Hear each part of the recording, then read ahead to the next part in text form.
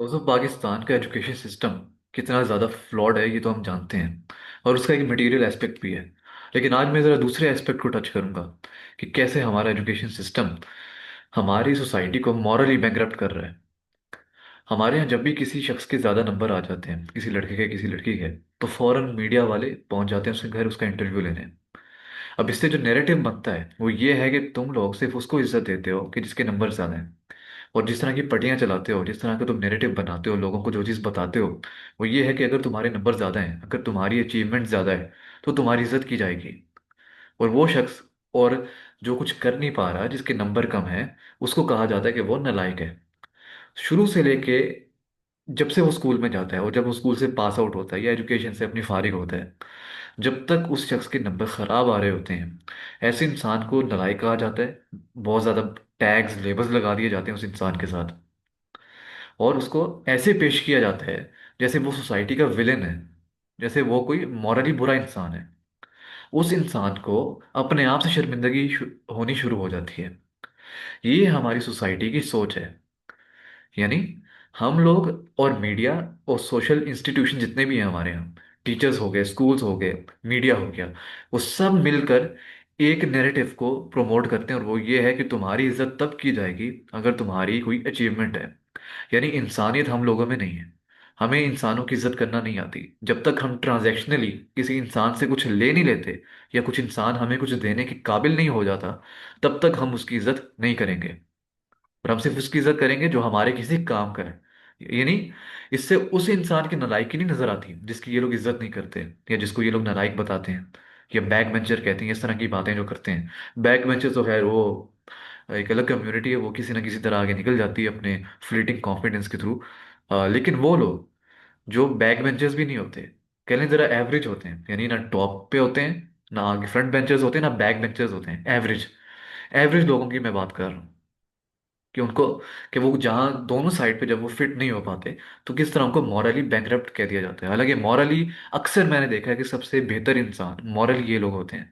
और ये लोग जो इनके हिडन कैपेबिलिटीज होती हैं, जो उस वक्त उस इंस्टीट्यूशन में उस कह लें स्ट्रक्चर में नजर नहीं आ पाती, क्योंकि वो स्ट्रक्चर उनकी कैपेबिलिटीज को कह लें एम्पावर करने के लिए बना नहीं होता, इसलिए उस वक्त नजर नहीं आती। लेकिन जब कैपेबिलिटीज को एम्पावर करने का मौका मिलता है, उसको उसकी मैनिफेस्टेशन का मौका मिलता है एक बड़े स्केल पे, किसी भी एवेन्यू के थ्रू, या फिर इंसान खुद ऐसा एवेन्यू कंस्ट्रक्ट करता है अपने टैलेंट को, अपने एक्सप्रेशन को दिखाने के लिए, मैनिफेस्ट करने के लिए, तो फिर नजर आता है कि उस इंसान में कितनी कैपेबिलिटीज थी जो इतने सालों तक इग्नोर की गई।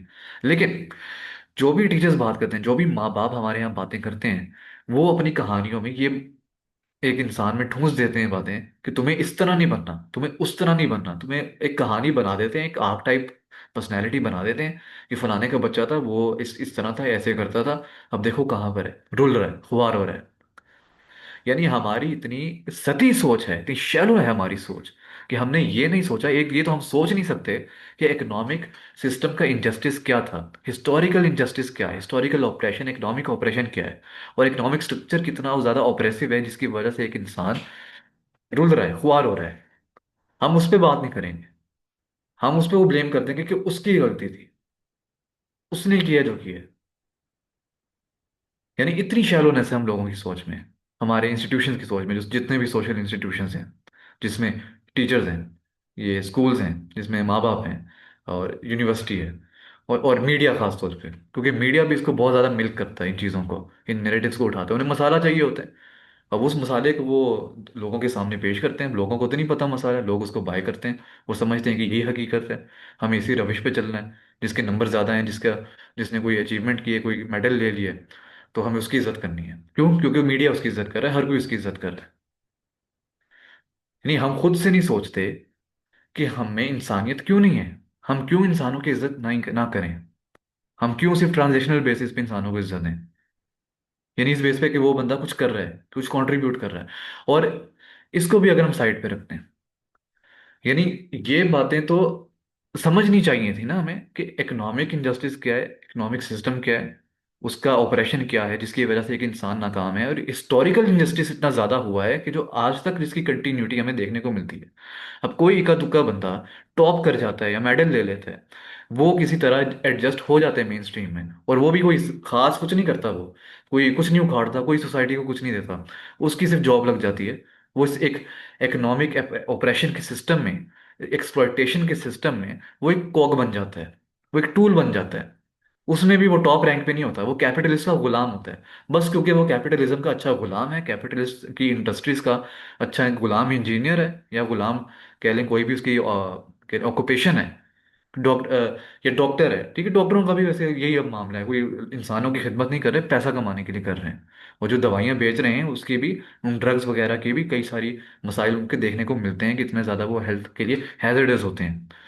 तो इंसानियत की खिदमत के लिए नहीं करते ये लोग, सिर्फ एक बड़ी मशीनरी जो कैपिटलिस्ट इंडस्ट्री है उसकी मशीनरी के लिए डॉक्टर इंजीनियर बन रहे हैं, उस पर भी टॉप पे नहीं पहुंचते, सिर्फ गुलाम, गुलाम बनते हैं, तो अच्छा गुलाम बनने के लिए काम कर रहे हैं।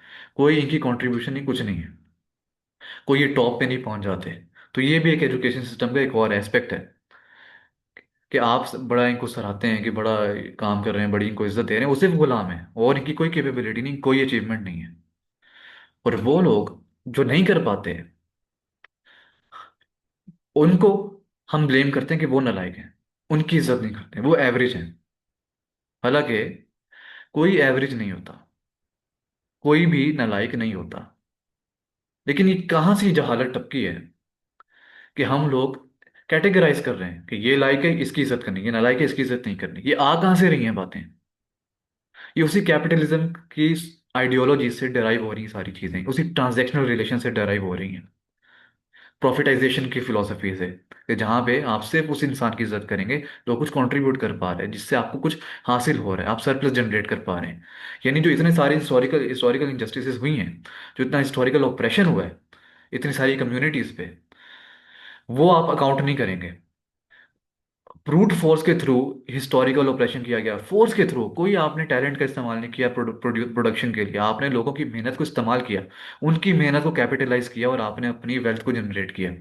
और आज आप उन्हीं को नालायक कहते हैं, उन्हीं की कम्युनिटी में से कोई बच्चा अगर कुछ कर नहीं पा रहा, नालायक है, बैक बेंचर है, एवरेज है, तो आप कहते हैं कि वो नालायक है, वो अपनी गलती की वजह से।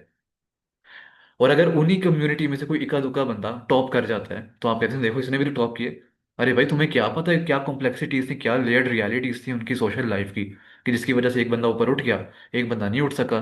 मोस्ट प्रोबेबल यही है कि वो लोग ऊपर नहीं उठ सकते, उनके पास वो मीन्स, वो एवेन्यूज नहीं है कि वो ऊपर उठ सकें। किसी के पास अगर आ गए तो उसकी कॉम्प्लेक्सिटीज होती हैं, बहुत सारे कॉन्टेक्स्ट हैं, आपको क्या पता उन चीज़ों का, उन उन ग्रे एरियाज का, कि जिसकी बेसिस पे आप जज करें कि कौन लायक है कौन ना लायक। और जो लाइक सो कॉल्ड लाइक लोग उठ भी जाते हैं ऊपर, उनकी सोशल लाइफ थोड़ी सी अपलिफ्ट हो भी जाती है, वो अपलिफ्टमेंट उनको अगर टॉप पे नहीं पहुंचा देती, वो एवरेज ही रहते हैं, वो एक सिस्टम के गुलाम रहते हैं। और वो सिस्टम क्या है? एक्सप्लॉयटेशन का, कैपिटलिज्म का, कि जहाँ पे सिर्फ रिसोर्सेज को एक्सप्लॉयट करना है, इंडस्ट्रीज लगानी है, लोगों को जमीनों से बेदखल करना है, वहां की उनकी जमीनों पे इंडस्ट्रीज लगा के उनकी रिसोर्सेज को एक्सट्रैक्ट करना है, माइनिंग करनी है। यही कुछ हो रहा है, और यही इस एजुकेशन का सिस्टम का मतलब है। एजुकेशन सिस्टम का मतलब भी कोई इंडस्ट्रीज को लगाना या एम्पावर करना नहीं किसी को, बल्कि अपना गुलाम पैदा करना है, कि ये लोग हमारी इंडस्ट्रीज में काम करें, लूटमार का हिस्सा न बने, लूटमार के हिस्से का टूल बने। तो आप लोगों को खुशी किस चीज़ की हो रही है? इतने जो आप मिठाइयाँ बांटते हैं और बहुत ज़्यादा आप मीडिया पे खबरें चलती हैं जी बड़ी कामयाबी हो गई, जिसे पता नहीं लाल किला फतह कर लिया है। ऐसे ये मैं सिर्फ ये एज एन इलस्ट्रेशन यूज़ कर रहा हूँ, मैं कोई वो इंकरेज नहीं कर रहा लाल किला को फतह करने को, जस्ट एक कह लें रेफरेंस के तौर पे। हम इस तरह इन चीज़ों को प्रमोट करते हैं, ऐसे खुशियां मनाते हैं, पता नहीं क्या हमने जंग जीत ली है कोई। हालांकि आप सिर्फ एक गुलाम बने होते हैं, आप आज़ाद भी नहीं हुए। और आप गुलाम किस आइडियोलॉजी का है? एक्सप्लॉयटेटिव आइडियोलॉजी का गुलाम है आप, कि लोगों को गुलाम बनाओ, उनकी ज़मीनों पे कब्जा करो। आप उसका सिर्फ एक छोटा सा हिस्सा है, छोटा सा माइनर सा आप उसका कॉग है, और इस पे आप खुशियां मनाते हैं। और जो लोग हिस्सा इसका हिस्सा नहीं बन पाते, वो समझ रहे होते हैं पता नहीं क्या हो गया, जिंदगी बर्बाद होगी, पता नहीं अब क्या होगा। हालांकि और ये इनमें मेजोरिटी ऐसे लोग होते हैं जो जिंदगी में आगे जाकर अपनी कैपेबिलिटीज को जान पाते हैं, हार्नेस कर पाते हैं, उनको इंपावर कर पाते हैं, या अपने ट्रू सेल्फ को डिस्कवर कर पाते हैं, क्योंकि ये सिस्टम गुलाम पैदा करने के लिए बना है, या फिर एक्सप्लॉयटेशन के सिस्टम को इंपावर करने के लिए ये सिस्टम बना है एजुकेशन का। कि जिसमें इनको ऐसे लोग चाहिए जो जो एक्सप्लॉयटेशन का सिस्टम है उसको इफेक्टिवली मैनेज कर पाए। इनको उसके लिए कुछ कॉग्स चाहिए होते हैं और ये वहां से हासिल करते हैं। इस सिस्टम का मकसद लोगों की कैपेबिलिटीज को डिस्कवर करना ही, उनको हार्नेस करना, एम्पावर करना नहीं। तो इस सिस्टम में जो लायक हैं वो सबसे बड़े नालायक हैं, सीरियसली। क्योंकि आप आइडियोलॉजिकली एक्सप्लॉयटेशन के सामने हैं। वो लोग जो मेन स्ट्रीम का हिस्सा नहीं, जो झुग्गियों में रहते हैं ना, झुग्गियों में रहने वाले लोग इन 90% मार्क्स लेने वाले लोगों से लाख दर्जे बेहतर हैं। क्योंकि उनकी आइडियोलॉजी किसी को एक्सप्लॉइट करना नहीं है। वो अपनी जिंदगी, अपनी मेहनत अपने अपने दम से गुजारते हैं, अपने काम से काम रखते हैं। उनका मकसद ये नहीं है कि वो मिठाइयाँ बांटें, जी हम अब एक्सप्लॉयटेटिव मशीनरी का हिस्सा बन गए हैं, हम अब कैपिटलिस्ट का टूल बन गए हैं, अब हम सबको तबाह कर देंगे। दुनिया को तबाह करने वाली जो मशीनरी है, अब हम उसका हिस्सा बन गए, हम अच्छे गुलाम बन गए। इस बातों पे वो इन बातों पे मिठाइयाँ नहीं बांटते। वो आपसे बहुत बेहतर है। उनकी आइडियोलॉजी प्रोग्रेसिव है। झुग्गियों में रहने वाले लोग आपसे ज़्यादा प्रोग्रेसिव हैं। क्यों? क्योंकि वो किसी को तंग करने को या किसी को तबाह करने को अपना काम नहीं समझते हैं, अपनी आइडियोलॉजी नहीं मानते। उनकी आइडियोलॉजी खुद अकेले रहने में, अकेले कमाने में और खाने में, बगैर किसी को एक्सप्लॉइट किए। इसलिए वो लोग आपसे लाख दर्जे बेहतर हैं। और आप लोगों की आइडियोलॉजी ही नहीं। आज़ाद इंसान वो होता है जिसकी अपनी आइडियोलॉजी हो और वो उस पर एक्ट करे। आपकी क्या आइडियोलॉजी है? आप तो दूसरों की आइडियोलॉजी का हिस्सा बनते हैं। ये जितने भी एजुकेशन सिस्टम में अपने आप को लाइक मेडल लेने वाले, लाइक कहने वाले लोग हैं, तो गुलाम है सीधे सीधे। वो लोग जो इस सिस्टम में नालायक हैं वो इनसे बेहतर है, क्योंकि उनकी आइडियोलॉजी है, वो आज़ाद इंसान है। इन लोगों की, बेचारों की अपनी आइडियोलॉजी नहीं। इन्हें यह नहीं पता कि हम लूटना चाहते हैं या फिर हम लूटना नहीं चाहते, हम ऑथोरिटेरियनिज्म की सपोर्ट में हैं या फिर हम एंटी ऑथोरिटेरियन हैं, हम पेट्रियार्कल हैं या एंटी पेट्रियार्कल हैं। इन्हें खुद नहीं पता, क्योंकि ये उस मशीनरी का हिस्सा है। इनकी दे डोंट हैव अ से। उनका कोई सुनती ही नहीं, इनका कोई बात किसी ने सुननी ही नहीं, जो सिर्फ गुलाम है। और दूसरा है इसका नेगेटिव एस्पेक्ट ये है इस सिस्टम का, कि ये उन लोगों को इज्जत देता है जो एक्सप्लॉयटेशन मशीनरी का हिस्सा बनते हैं, और जो एक्सप्लॉयटेटिव मशीनरी का हिस्सा नहीं बनते, ये उनको इज्जत नहीं देते। हालांकि इज्जत उनको मिलनी चाहिए जो एंटी अथॉरिटेरियन है, जो जुल्म के खिलाफ हैं, और जो जुल्म की मशीनरी का हिस्सा बनने को अपना अपनी जिम्मेदारी, अपनी कामयाबी नहीं समझते, वो लोग बेहतर हैं इनसे। तो ये जो हम जिन नैरेटिव्स में रह रहे हैं, जिन नैरेटिव्स में जी रहे हैं, हमें इनको अनरेवल करने की ज़रूरत है। वरना हम इसी तरह उन बेगानी शादी में, जो अब्दुल्ला दीवाना होता है, हम बेगानी शादी में दीवाने होके नाचते रहेंगे, मिठाइयाँ बांटते रहेंगे। मीडिया भी इनको बहुत ज़्यादा जो है वो सर पे चढ़ाता रहेगा। मीडिया का तो काम है तमाशा जनरेट करना, ताकि वो रेटिंग्स दे। तो ये इन चीज़ों से हमें बाहर निकलने की ज़रूरत है और रियलिटी को on the face of it समझने की और देखने की ज़रूरत है।